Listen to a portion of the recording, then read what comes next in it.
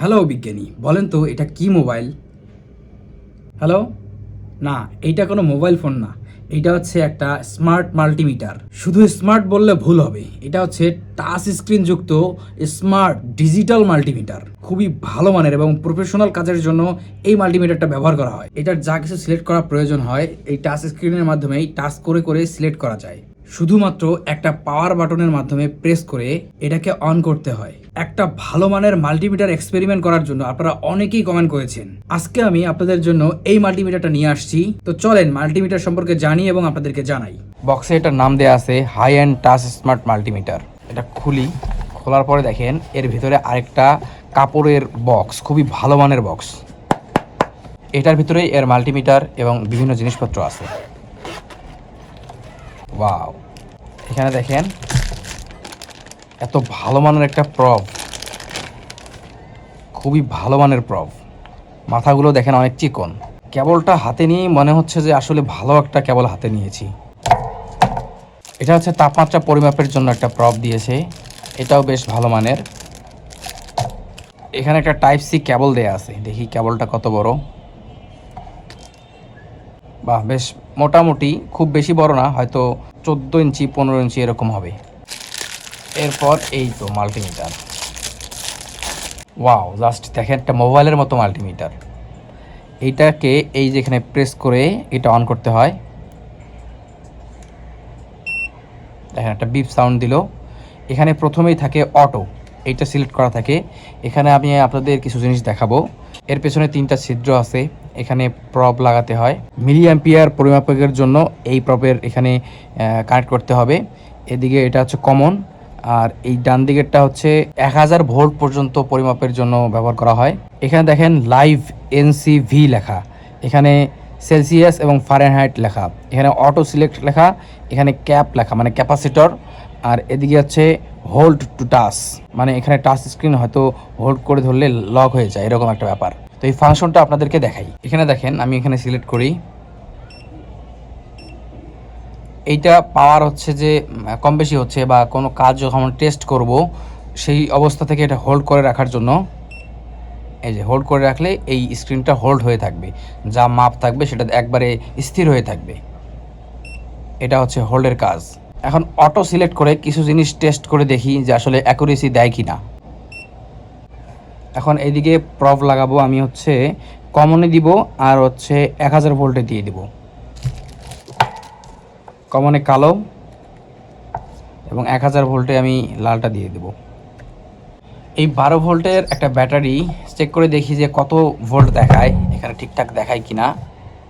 তো এর ক্ষেত্রে প্রথমে আমি লালটা লাল এবং কালোটা কালোই ধরবো।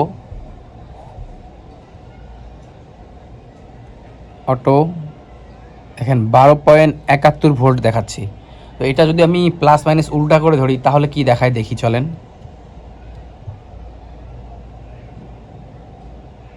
এখানে দেখেন -12.70 ভোল্ট দেখাচ্ছে, মানে উল্টা করে ধরলে এখানে মাইনাস দেখাবে। একটা 1K রেজিস্টার নিয়েছি, এটা চেক করে দেখি যে অটোমেটিকভাবে এর রেজিস্ট্যান্স দেখায় কি না। প্রব দুটো যেদিকেই ধরি না কেন একই দেখাবে। দেখেন 976 কিলো ওহম দেখাচ্ছে, মানে কিলো ওহম দেখাবে কেন? ও আচ্ছা, হ্যাঁ, কিলো ওহম দেখার কারণ হচ্ছে 0 পয়েন্ট আছে, 0.976 কিলো ওহম। এটাকে আমি 976 ওহম বলতে পারি।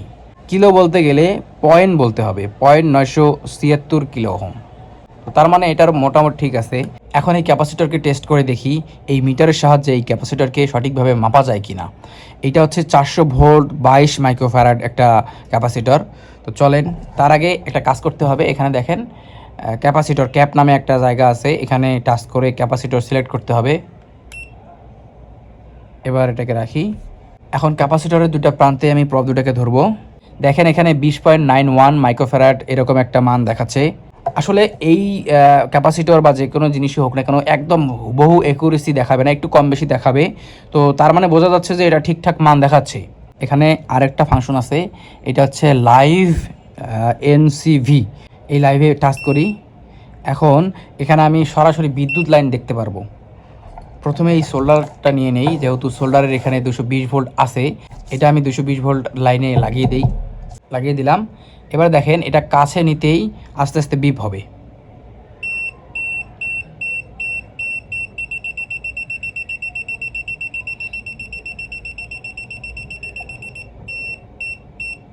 এটা যখন দূরে নিয়ে নিচ্ছি তখন সিগন্যাল লস হচ্ছে, তখন আর দেখাচ্ছে না বিদ্যুৎ আছে।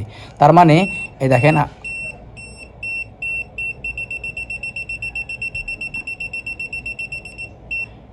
এটার মাধ্যমে কিন্তু খুব সহজেই লাইভ লাইন চেক করা যাবে। এর পেছন দিকে এটাকে চার্জ দেওয়ার জন্য একটা টাইপ সি সকেট দেয়া আছে সম্ভবত, এটা খুলে দেখি। এই যে দেখেন একটা টাইপ সি চার্জিং পোর্ট দেয়া আছে, এই কেবলের মাধ্যমে এটাকে চার্জ দিতে হবে। এটাকে এখানে লাগাই, কানেক্ট করে নিলাম। এখন পাওয়ার ব্যাংক দিয়েই এটাকে চার্জ দেব বা চার্জ দিয়ে দেখাবো। ও পাওয়ার ব্যাংক হাতে নিতে একটা কথা মনে পড়ে গেল, এই ইম্পর্টেন্ট নোটিশটা আপনারা ভালো করে শোনেন এবং দেখেন। এখানে 10,000 mAh এর দুইটা ব্যাটারি এবং একটা সার্কিট সহ পাওয়ার ব্যাংকের কেস আছে। এগুলো দিয়ে আজকে আমি মূলত একটা পাওয়ার ব্যাংক তৈরি করব, একদম ফার্স্ট ক্লাস ব্যাটারি। তো এই দুইটা ব্যাটারি দিয়ে আমি আজকে পাওয়ার ব্যাংক তৈরি করব। এখানে পাওয়ার ব্যাংকের কেস হিসেবে আমি এই কেসটাকে সিলেক্ট করছি। এখানে দুইটা ইউএসবি পোর্ট দেওয়া আছে, একটা টাইপ বি একটা টাইপ সি। এখানে একটা সুইচ আছে মানে পুশ বাটন। দেখেন ব্যাটারিতে ভালো করে তার কানেক্ট করে নিলাম। ওকে, একদম পারফেক্টলি চলে গেল। এই তো তৈরি হয়ে গেল 20,000 mAh এর একটা পাওয়ার ব্যাংক। আপনাদের জন্য আমি এই পাওয়ার ব্যাংকের বিজনেস শুরু করেছি। আপনারা চাইলে আমার কাছ থেকে কাস্টমাইজ করে এই পাওয়ার ব্যাংকগুলো নিতে পারেন। যদি এই পাওয়ার ব্যাংকটা নিতে চান তাহলে এখানে দেওয়া হোয়াটসঅ্যাপ নাম্বারে মেসেজ করুন অথবা কল করতে পারেন। আপনারা বলতে পারেন এটার দাম কত। এটার দাম এই মুহূর্তে আমি 1700 টাকা রাখতেছি। এইটা হচ্ছে সারা বাংলাদেশে ফ্রি ডেলিভারি থাকবে। আপনারা হয়তো বলতে পারেন এটার দাম কত। এটার দাম এখন পর্যন্ত আমি রেখেছি হচ্ছে 1700 টাকা, আর সারা বাংলাদেশে ফ্রি ডেলিভারি থাকবে। যারা কাস্টমাইজ 20,000 mAh এর পাওয়ার ব্যাংক নিতে চান এই হোয়াটসঅ্যাপ নাম্বারে যোগাযোগ করুন। তো যাই হোক, এটাতে চার্জ দেওয়ার পর এই যে দেখেন এখানে লাল বাতি জ্বলে উঠলো। আমি আবার ভালো করে দেখাচ্ছি। এবার এটা লাগানোর সাথে সাথে দেখবেন এই যে এখানে লাল বাতি জ্বলে উঠলো। তো এই হলো এর ফাংশন। আরেকটা জিনিস আছে, আপনারা চাইলে এর কভারটাও খুলতে পারেন। চাপ দিয়ে খুলতে হবে, এভাবে ধরে।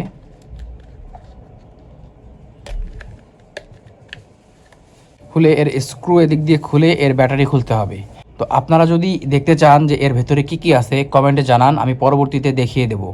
তো এই হলো আপনাদের স্মার্ট মাল্টিমিটার। শুধু স্মার্ট না, টাচ স্ক্রিনযুক্ত স্মার্ট মাল্টিমিটার। এই মাল্টিমিটারটা নিতে চাইলে ডিসক্রিপশনে লিঙ্ক দেওয়া থাকবে, সেখান থেকে নিতে পারেন। আর আজকের এক্সপেরিমেন্টটা আপনাদের কাছে কেমন লেগেছে কমেন্টে জানাবেন। পরবর্তী এক্সপেরিমেন্ট দেখার জন্য চ্যানেলটাকে অবশ্যই সাবস্ক্রাইব করবেন আর ভিডিওতে একটা লাইক করবেন। দেখা হচ্ছে পরবর্তী এক্সপেরিমেন্টে। সে পর্যন্ত ভালো থাকুন, সুস্থ থাকুন। আসসালামু আলাইকুম ওয়া রাহমাতুল্লাহ।